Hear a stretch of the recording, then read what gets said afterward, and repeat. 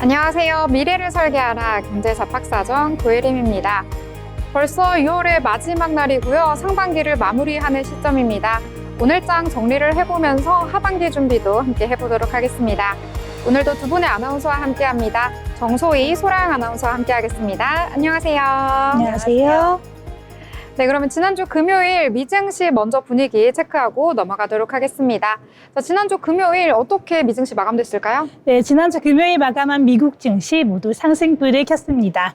이 트럼프 관세 충격에서 완전히 벗어나 S&P 500과 나스닥 모두 최고치를 경신했는데요. 자세한 마감 지수 보시면요. 다우존스는 1% 오른 43,819.27포인트로 종가 형성했고요. 나스닥도 0.52% 상승하면서 2273.46포인트로 마감했습니다. S&P 500도 역시나 0.52% 오르면서 6173선에서 종료됐습니다.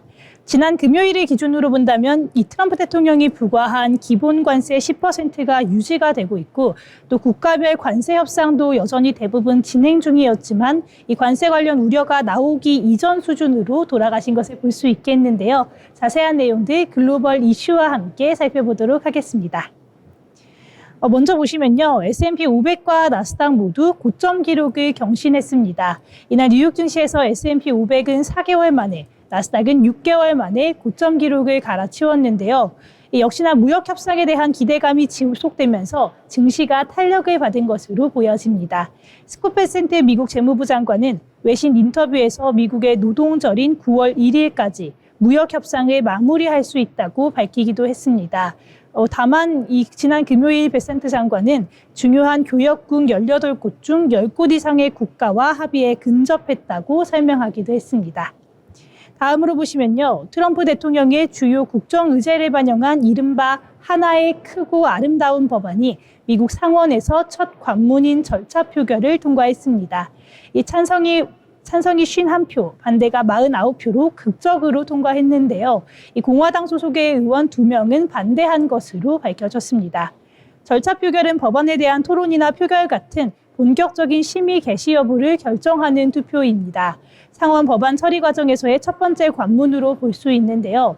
다만 트럼프 대통령이 제시한 7월 4일까지 최종 통과는 쉽지 않을 것이라는 분석도 함께 나오고 있습니다. 다음으로 보시면 미국의 5월 PCE 지수가 전년 동월 대비 2.3% 상승한 것으로 나타났습니다. 전월인 4월과 비교해서는 0.1% 상승했는데요. 에너지와 식료품을 제외한 코어 PCE는 전년 동월 대비 2.7%, 전월 대비 0.2% 상승해 시장 예상치를 소폭 웃도는 모습이었습니다. 이번 결과는 트럼프 행정부의 고강도 관세 정책에도 인플레이션 압력이 시장의 우려보다는 제한적임을 보여줬습니다. 역시나 시장 상승에 힘을 보태줬고요. 이렇게 관세의 직접적인 충격이 제한적인 건 기업들이 관세 시행 전 수입품을 대량으로 비축한 가운데 관세 비용이 최종 소비재 가격에 전가되기까지는 시간이 걸리기 때문인 것으로 분석하고 있습니다. 마지막 소식도 함께 보시면요. 트럼프 미국 대통령이 열흘 안에 관세 서한을 무역 대상국들에 발송하겠다고 밝혔습니다. 다음 달 8일 상호관세 유예가 끝나기 전에 관세율을 통보하겠다는 뜻으로 해석할 수 있겠는데요. 이 트럼프 대통령은 다음 달 8일 상호관세 유예 종료를 앞두고 무역 협상 상황을 묻는 질문에 200개 국가와 협상해야 하지만 그렇게 할 수는 없다며 관세 일방 통보 의사를 밝혔습니다. 모든 국가와 협상할 수 없는 만큼 상호관세 유예 종료 전에 미국이 관세율을 정해 통보하겠다는 의미인데요. 다만 앞서 트럼프 대통령은 보름 전에도 열흘이나 2주 후에 서한을 보내겠다고 이야기를 했었지만 실행되지 않았던 적이 있습니다. 그럼 이어서 히트맵 보시면서 지난 금요일 자세한 마감 상황 살펴보도록 하겠습니다. 먼저 지난 금요일 M7 기업들의 희비가 엇갈렸습니다. 다만 업종별로 보면 에너지와 헬스케어 섹터를 제외하고는 일제히 상승한 것을 확인하실 수 있겠는데요. 종목별로 보시면 엔비디아는 이날까지 닷새째 상승세를 이어가면서 시가총액이 3조 8천억 달러를 넘어섰습니다. 엔비디아 1.76% 상승했고요. 전날 엔비디아의 시총 1위 자리를 내준 마이크로소프트, 이날 0.3% 하락하면서 시총 격차가 더 벌어지는 모습입니다. 아마존과 구글은 2.8%대 상승하면서 기분 좋은 초록불을 켜줬고요. 메타 역시 1% 상승했습니다. 반면에 테슬라는 0.66% 하락하면서 부진한 흐름을 이어갔는데 왜 이런 상황이 발생했는지 자세한 내용 이 기업별 이슈와 함께 보도록 하겠습니다. 먼저 엔비디아입니다. 엔비디아가 캐나다 AI 스타트업인 센트ML을 인수했다는 소식이 전해졌습니다. 이 회사는 머신러닝 모델을 더 빠르고 효율적으로 돌릴 수 있는 최적화 기술을 보유하고 있습니다. 이번 인수로 CEO를 포함해서 핵심 인력들이 엔비디아에 합류를 했고 이달에만 엔지니어 15명이 함께 옮긴 것으로 알려졌습니다. 이 한편 엔비디아 내부 인사들의 주식 매도가 계속되고 있습니다. 최근 1년간 매도 규모는 10억 달러를 넘었고 이달에만 5억 달러가량 팔린 것으로 나타났습니다. 젠슨하 CEO도 지난해 9월 이후 처음으로 자사 주식을 매도했습니다. 주가 오늘 1.76% 상승했습니다. 다음으로 보시면 알파벳인데요. 이 알파벳은 오픈 AI가 구글의 인공지능 칩을 새롭게 도입하면서 인프라 다변화에 나섰다는 소식을 전했습니다. 이 기존에는 마이크로소프트와 오라클을 통해 엔비디아 칩을 사용해 왔는데요. 특정 기업 의존을 줄이기 위해 구글의 클라우드에서 텐서 처리 장치, TPU를 임대해서 사용하고 있었습니다. 다만 최고 사양이 아닌 일부 제한된 버전만 제공된 것으로 알려졌고요. 이러한 하이브리드 전략이 오픈 AI의 확장성에 유연성을 줄 것이라는 분석도 나오고 있습니다. 알파벳 주가 2.88% 상승했습니다. 다음으로 보시면 테슬라 이야기인데요. 이 테슬라가 자율주행 기술을 활용해서 차량을 고객 집까지 무인 배송하는 데 성공했다고 합니다. 이 머스크가 SNS를 통해 텍사스 오스틴 공장에서 출발한 모델 Y 차량이 운전자 없이 또한 시내와 고속도로 구간을 스스로 주행해서 배송을 마쳤다고 밝혔는데요. 차량에는 탑승자나 원격 조종자도 없었다고 강조했습니다. 최고 시속은 약 116km까지 도달한 것으로 전해졌고 이번 배송은 머스크가 예고했던 첫 배송일보다 하루 앞당겨진 배송일이었습니다.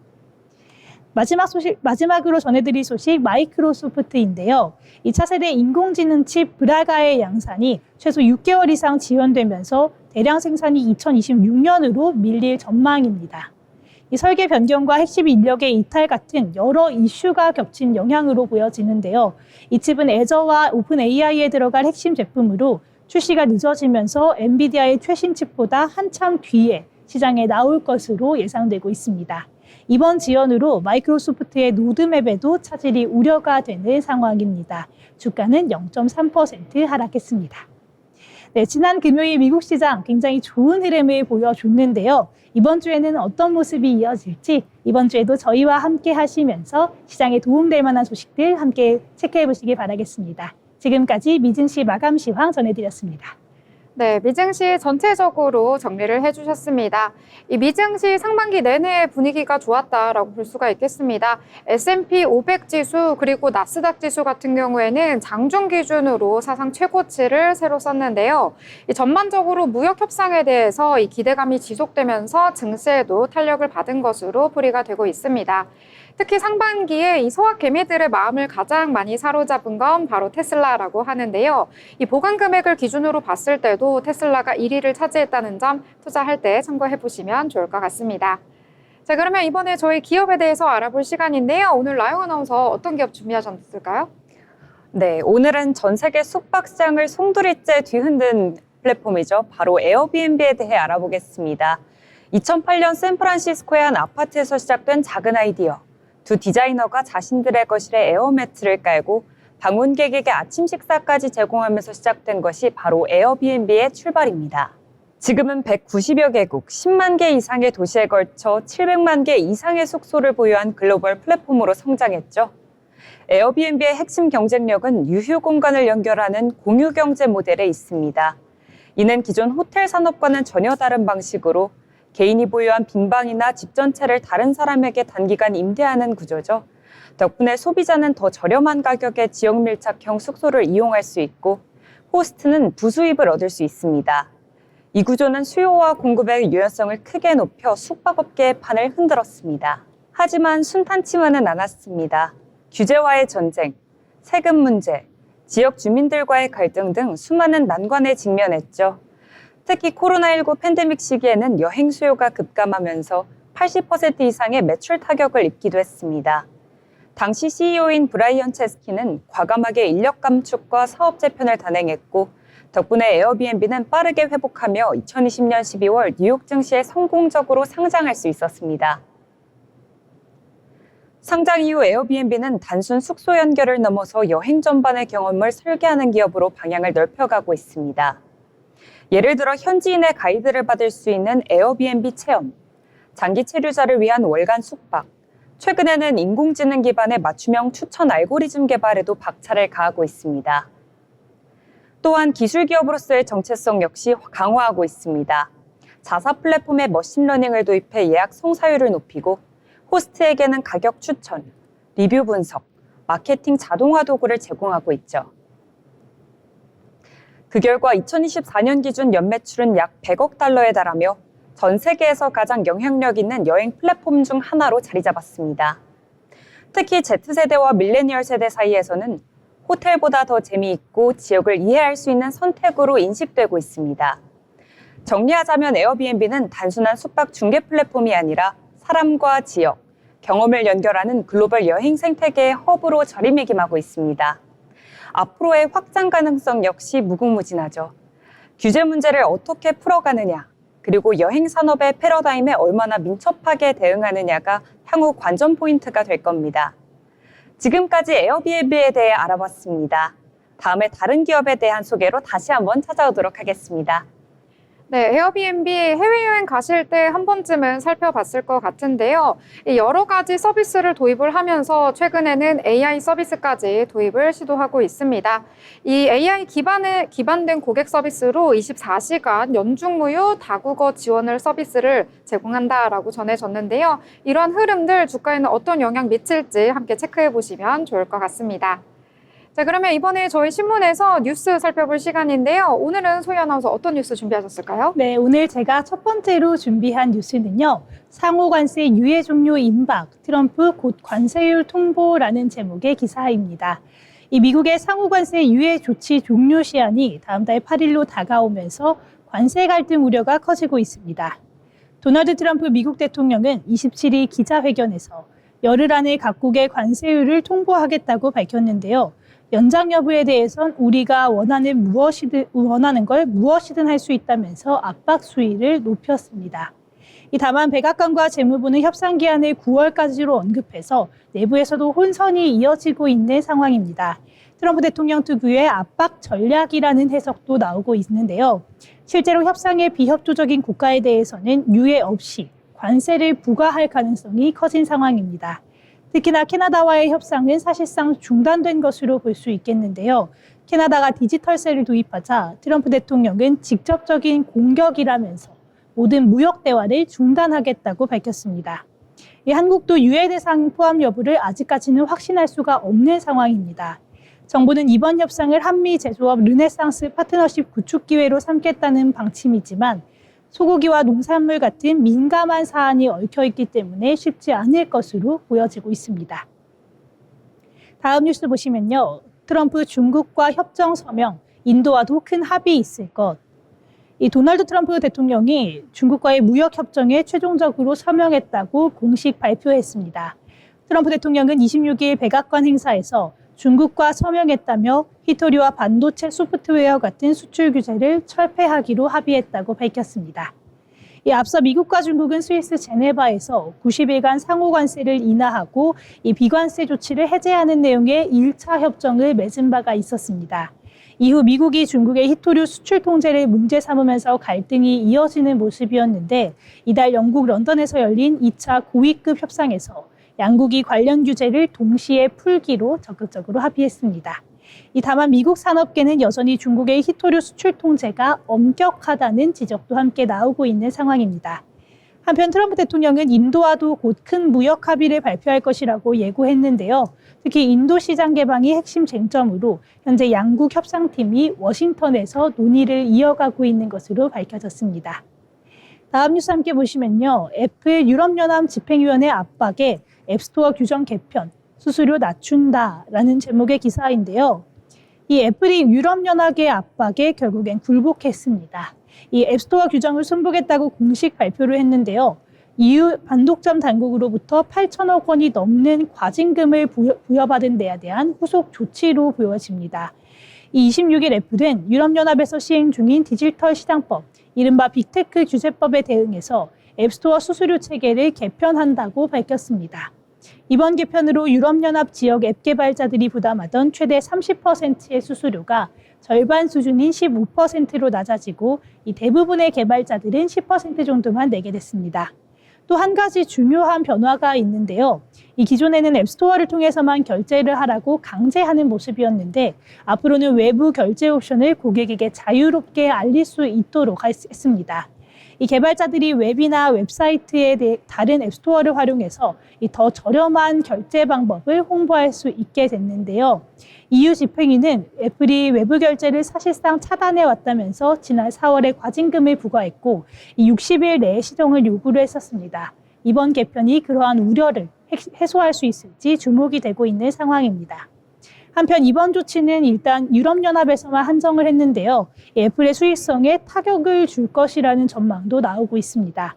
실제로 뉴욕 증시에서 애플 주가 소폭 하락하면서 시장의 우려를 반영하고 있는 상황입니다. 이 국내 뉴스로 보시면요. 지역화폐법, 인사청문회 분리법 등 40개 법안에 속도를 내겠다라는 소식이 전해졌습니다.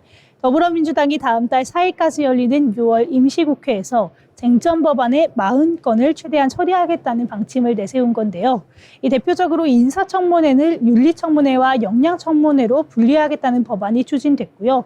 장관 후보자의 사생활 공격을 줄이고 역량 검증에 집중하겠다는 취지입니다. 또한 지역사랑 상품권 활성화를 담은 이른바 지역화폐법이 다시 추진됩니다. 앞서 윤석열 대통령이 이 법안에 대해서 거부권을 행사를 했지만 민주당은 재추진 의지를 굽히지 않고 있는 모습입니다. 또 공공기관장 임기를 대통령 임기와 맞추는 공공기관 운영법, 또 대북전단을 규제하는 남북관계법, 민주화운동 희생자와 가족을 유공자로 예우하는 민주유공자법 같은 일부 법안들은 패스트트랙으로 신속하게 처리하겠다라는 이야기도 내놨습니다. 또한 가장 중요한 상법 개정안도 강행 의지를 보이고 있는데요. 이 기업 지배구조 개선을 골자로 하고 있지만 경제계 반발이 거센 만큼 수위 조절 가능성도 거론되고 있습니다. 또한 노동조합법 개정안과 방송 3법 등은 이번 국회 내 처리는 쉽지 않다라는 전망이 우세한 상황입니다. 마지막 뉴스 함께 보시면요. 속도내는 원화 스테이블 코인의 한국은행 통화정책 영향력 약화 우려. 원화 기반의 스테이블 코인 도입을 둘러싸고 논쟁이 뜨거워지고 있습니다. 이재명 대통령이 공약으로 추진하자 민주당이 관련 법안을 내놨고 또 시중은행들도 앞다퉈서 상표권을 출원하면서 이 준비에 속도를 내고 있었는데요. 하지만 한국은행은 민간의 원화 스테이블 코인 발행이 통화 정책을 약화시킬 수 있다며 우려를 표했습니다. 한국은행은 스테이블 코인이 급속하게 확산되면 중앙은행 통제 밖에서 통화가 늘어나기 때문에 통화 정책 효과가 떨어질 수 있다고 지적했고요. 또 2022년 테라, 루나 사태처럼 준비자산 신뢰가 무너지면 대규모 손실을 초래할 수 있다는 코인런 가능성도 경고했습니다. 일각에선 통화 주권을 지키기 위해 원화 스테이블 코인 도입이 필요하다는 목소리도 나오고 있지만 한국은행은 차라리 중앙은행 디지털 화폐, CBDC를 대안으로 제시하고 있습니다. 스테이블 코인이 확산될 경우 국제 무역 통계 혼선 같은 부작용 우려도 제기되고 있는 만큼 이 제도 정비와 신중한 접근이 필요하다는 지적이 계속해서 나오고 있는 상황입니다. 오늘 제가 준비한 소식은 여기까지입니다. 네, 여러 가지 경제 뉴스들 알기 쉽게 정리를 해주셨습니다.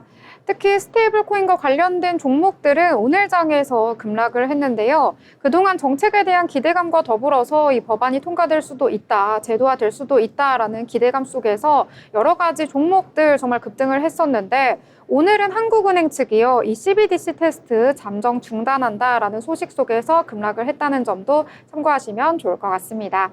더불어 본 방송에서 제공하는 정보는 투자 판단을 위한 조언일 뿐 해당 종목의 가치, 상승과 하락에 대해서는 보장하지 않습니다.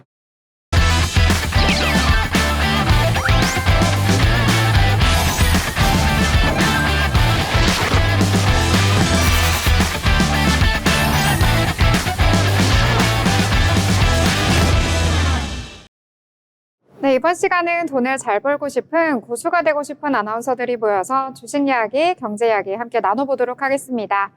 자, 코스피 같은 경우에는 3거래일 만에 반등하면서 장 마감했습니다. 코스닥 같은 경우에는 조금은 아쉽게도 약보합선에서 마감했는데요. 자세한 지수 분위기 함께 살펴보도록 하겠습니다.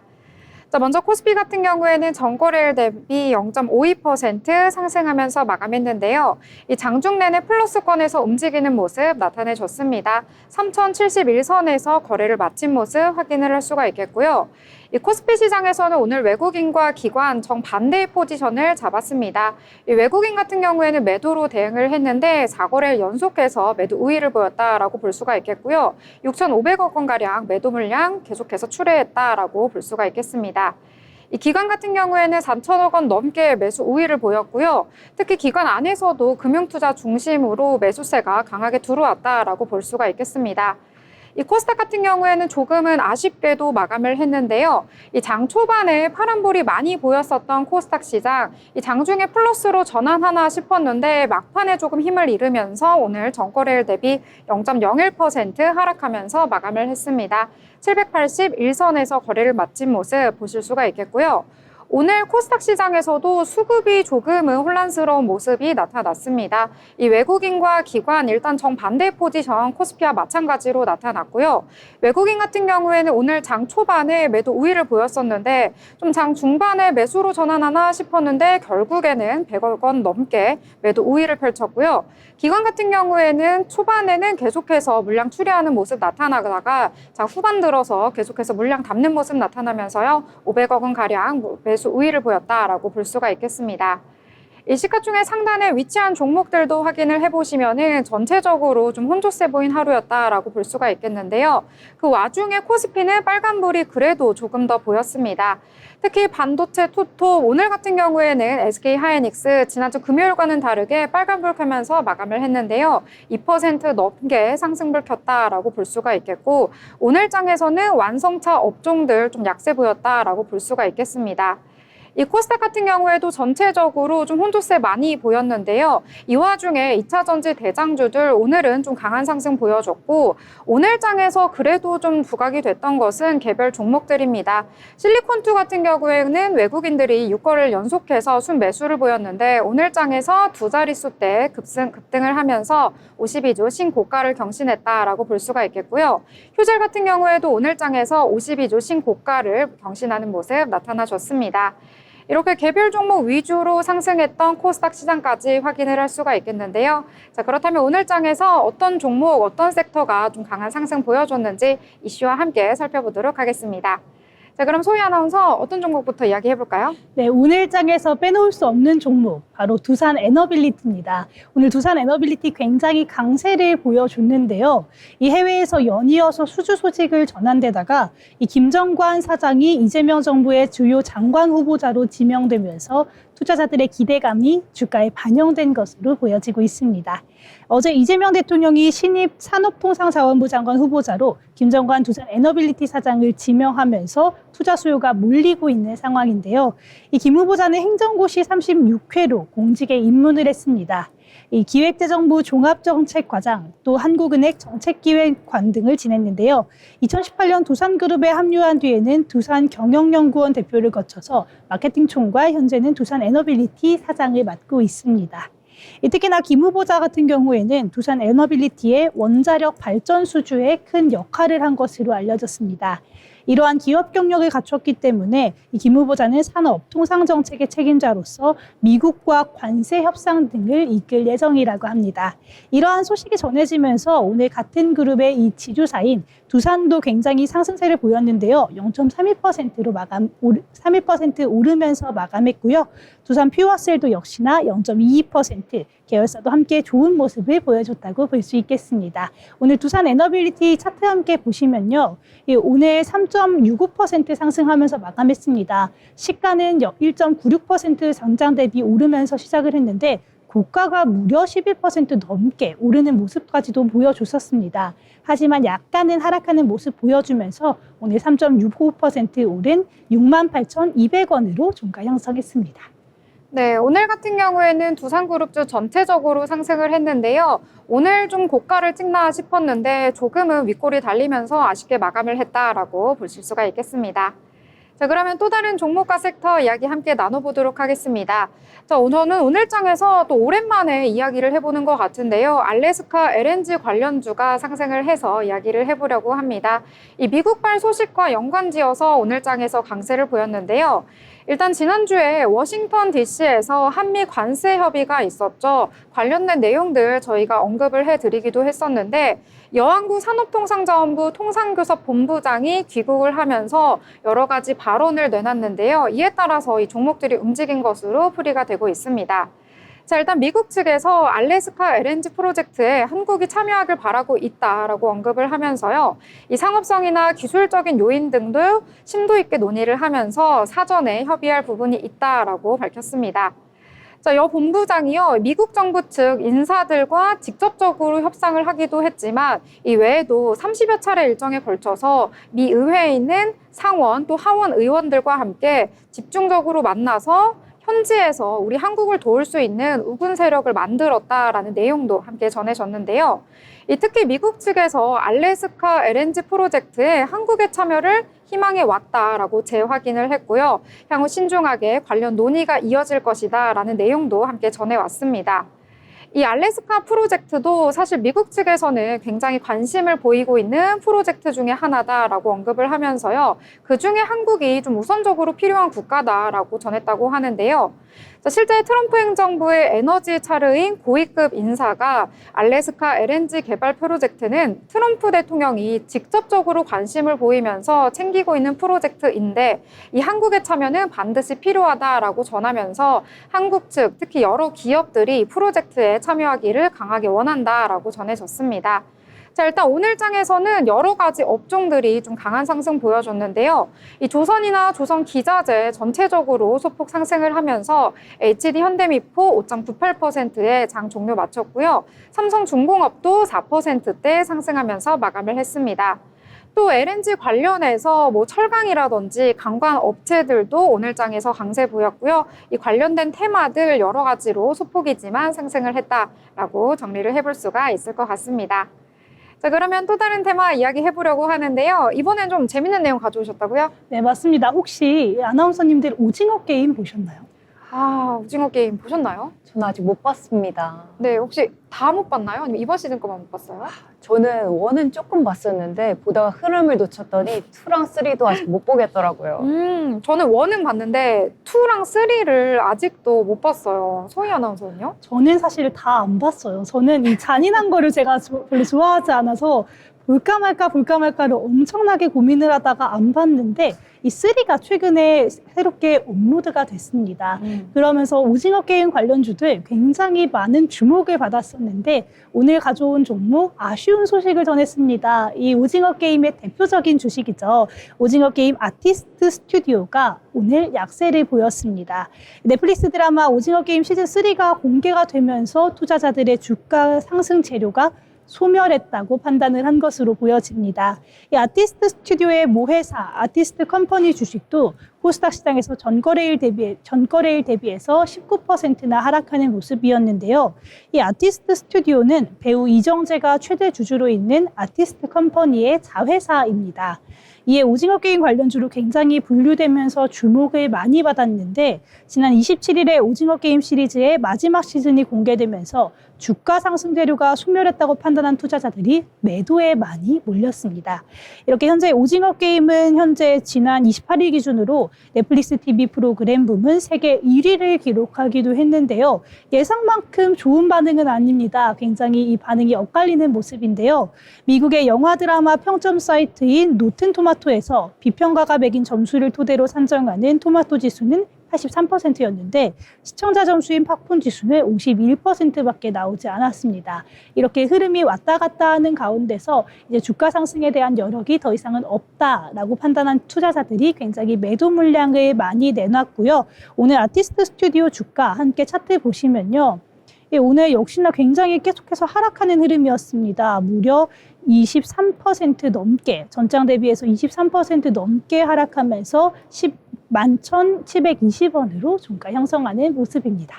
네, 계속해서 꾸준히 좀 하락세 최근 들어서 보이고 있는데요. 특히 이 주연으로 맡았던 이정재 배우가 최대 주주로 있는데 이 공개가 되자마자 혹평이 계속해서 쏟아지면서 주가에도 좀 악영향 미친 것 같습니다. 앞으로 주가 흐름 어떻게 이어질지 추가적인 내용 또 전달을 해드리도록 하겠습니다. 자, 이번에 또 다른 내용 함께 이야기해 보려고 하는데요. 이 새 정부가 들어오면서 여러 가지 기대감 그리고 또 미국 쪽에 여러 가지 좋은 소식으로 인해서 남북 경협주가 오늘장에서 소폭이지만 상승하는 모습 보여줬습니다. 자, 이 미국의 트럼프 대통령이요, 이 김정은 북한 노동당 총비서와의 갈등은 해결하겠다라고 밝혔는데요. 일각에서는 트럼프 대통령이 이 노벨 평화상에 대해서 욕심을 내고 있다라는 내용도 솔솔 좀 들려오고 있습니다. 자, 이 트럼프 대통령은 백악관 집무실에서 기자들에게 나는 김정은과 좋은 관계를 유지해왔고 그와 정말 잘 지내고 있다라고 하면서요. 어떻게 될지 함께 지켜보길 바란다라는 멘트를 했다고 합니다. 하지만 좀 북한 쪽의 반응은 좋지 못했는데요. 이 북한의 노동당 기관지 노동신문에서는 이 미국 등의 국가를 비난하는 기사를 게시하기도 했습니다. 이 위대한 조선노동당의 성스러운 80년 혁명 영도사를 긍지 높이 펼친다라는 제목의 기사에서요. 이 미국 등을 맹비난하는 내용을 담기도 했는데요. 그리고 새 정부 들어서 이 남북 관계에 대한 개선 가능성 제기가 되고 있습니다. 이 증시와 산업계에서는 개성공단이라든지 여러 가지 가동이 재개될 수도 있다라는 기대감 모이고 있고요. 이 기업들의 경제 협력에 대한 기대감까지 살아나면서 남북 경협주 오랜만에 상승을 해줬는데요. 일단 좋은 사람들 2%대 소폭이지만 상승을 했고요. GNC 에너지 7%대 상승하는 모습 보여줬다라고 볼 수가 있겠습니다. 자, 일단 새 정부 들어서 남북 간의 관계에 조금 더 개선이 될 것으로 많은 분들이 예상을 하고 있으니까요. 남북 경협주 또 유의 깊게 살펴보시면 좋을 것 같습니다. 자, 이번엔 또 다른 내용들 또 함께 다뤄보도록 하겠습니다. 자, 소희 아나운서, 이번엔 어떤 내용일까요? 제가 오늘 질문을 굉장히 많이 드리는 것 같은데 네. 혹시 모바일 게임도 좋아하시나요? 아, 모바일 게임 예전에 좀 카트라이더를 모바일로 좀 즐겼던 기억이 있는데 그때 이후로는 안 해봤던 것 같은데 혹시 어떠세요?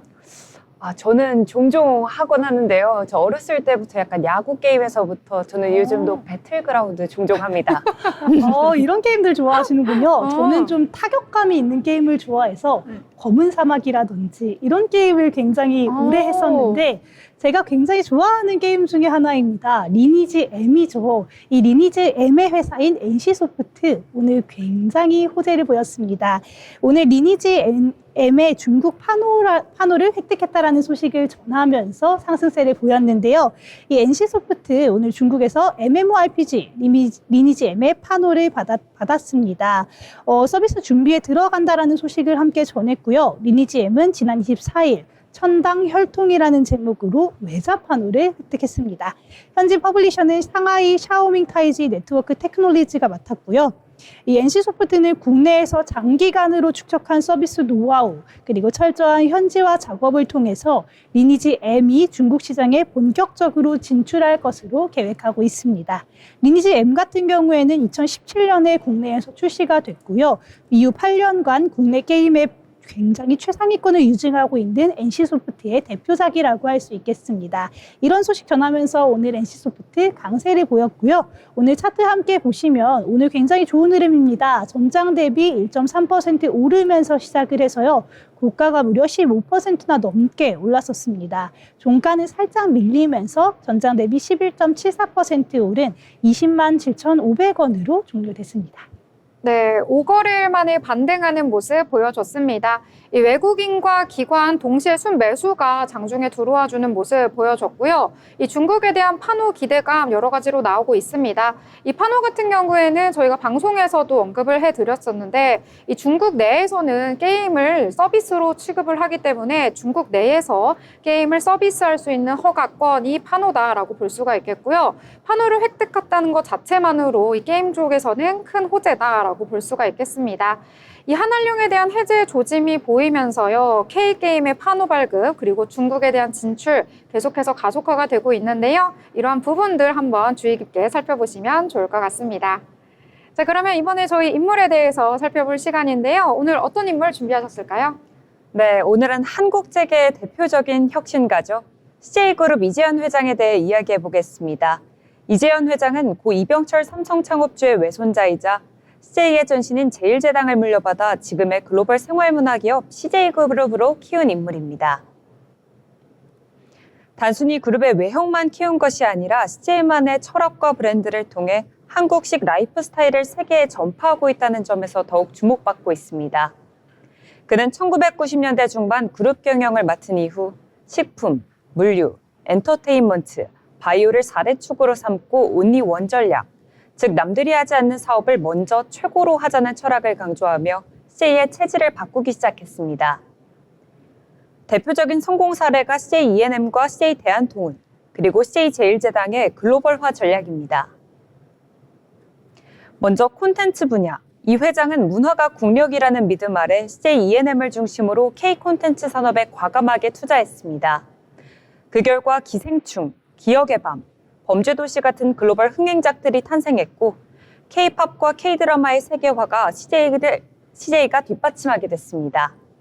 또한 엠넷, TVN, 티빙 같은 미디어 브랜드를 키워 CJ를 콘텐츠 강국의 핵심 축으로 자리 잡게 했습니다. 식품 분야에서는 비비고 브랜드를 앞세워 글로벌 한식 확산에 앞장섰습니다. 단순히 제품 수출이 아니라 한식 문화 자체를 하나의 브랜드로 재탄생시킨 전략이 주요했습니다.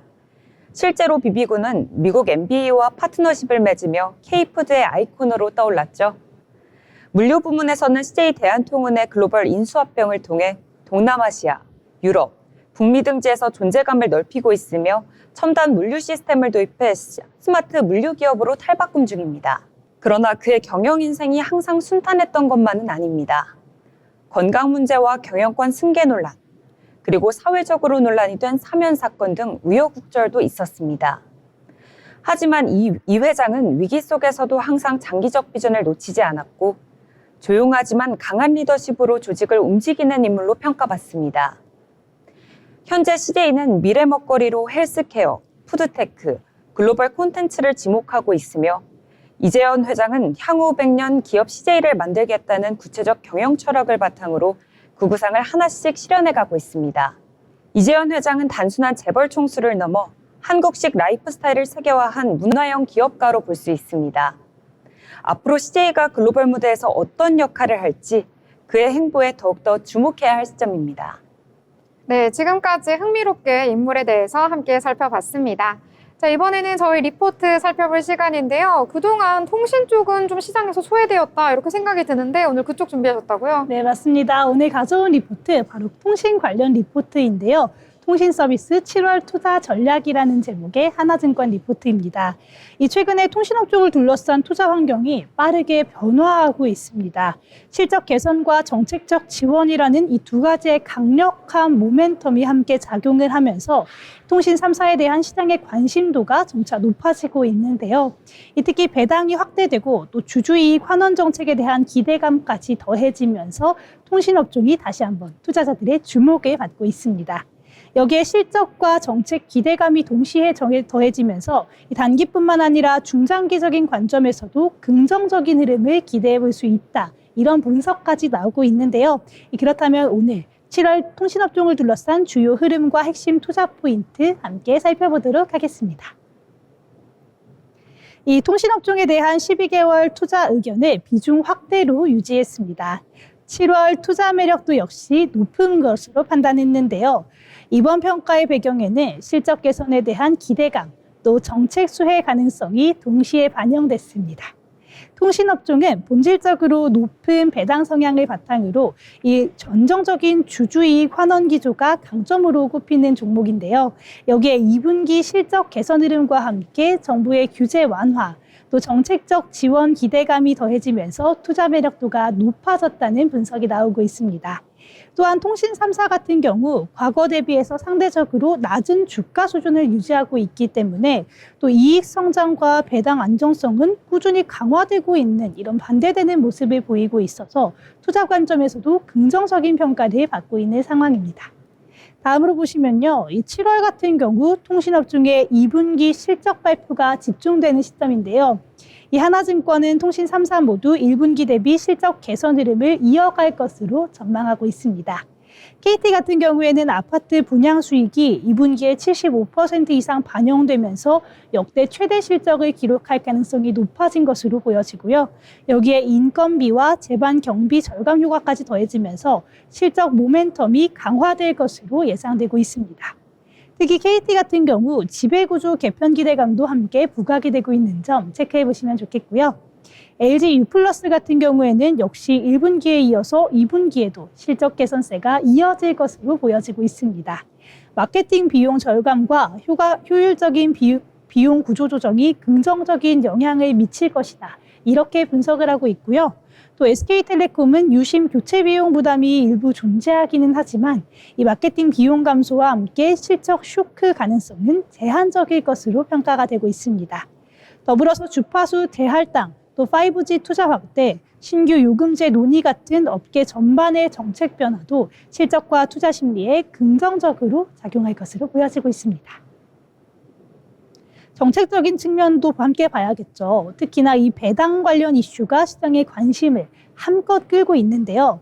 이 최근 정부와 정치권을 중심으로 35% 이상 배당 성향을 유지하는 기업에 대해 배당 소득세를 분리 과세하겠다는 방안이 본격적으로 추진되고 있습니다.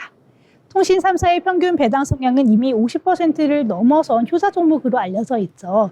또한 정부 차원의 자본시장 활성화 기조와 맞물려서 고배당 업종에 대한 정책적 지원 의지도 꾸준하게 확인되고 있는 상황입니다. 이러한 정책 그림이 구체화될 경우 통신주를 포함해서 고배당 종목, 전반적으로 새로운 추급 주체들이 관심을 받을 가능성이 열려 있다. 이렇게 분석을 하고 있습니다. 이런 정책들이 시행이 될 경우 특히나 SK텔레콤을 중심으로 수급 유입이 더욱 강화될 것으로 보여지는데요. 실제로 SK텔레콤의 세후 배당 수익률은 4.7%에서 최대 5.4%까지 달할 것으로 예상이 되고 있습니다. 현 시중 금리를 고려했을 때 굉장히 매력적인 투자 대안으로 평가가 되고 있고요. 다음으로 보시면 7월에는 실적 외에도 다양한 통신업계 이슈가 포진되어 있습니다. 이 미국과 중국 간의 5G 주파수 확보 경쟁, 또한 국내 LTE 주파수 재할당, 신규 요금제 논의 같은 것들이 대표적인 부분인데요.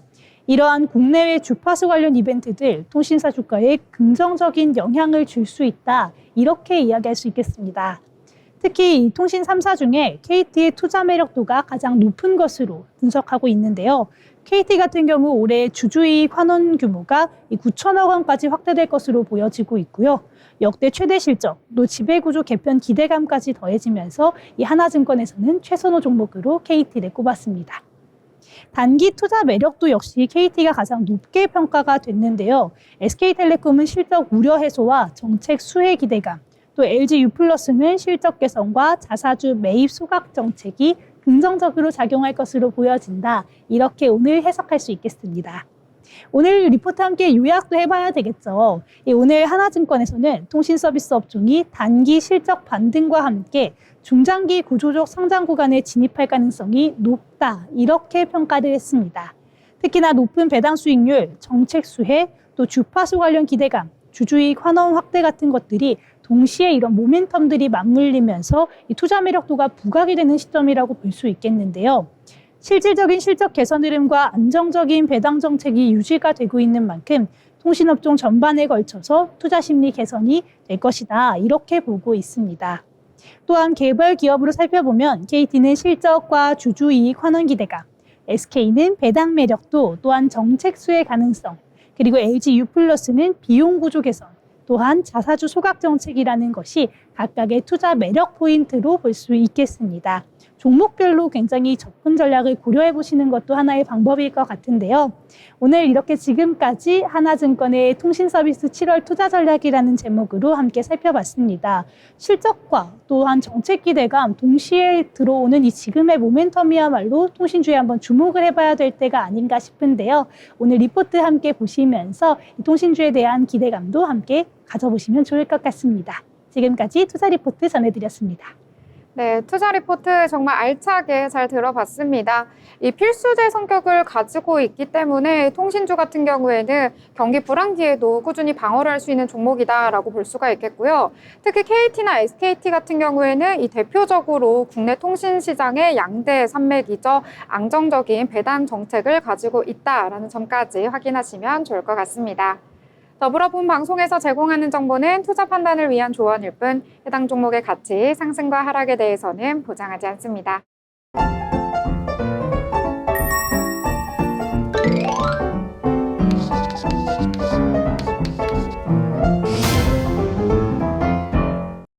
네, 오늘장 다양한 이야기들 함께 나눠봤습니다. 이제는 한번 정리를 해보려고 하는데요. 이 라영 아나운서 오늘장 어떻게 좀 정리를 해볼까요?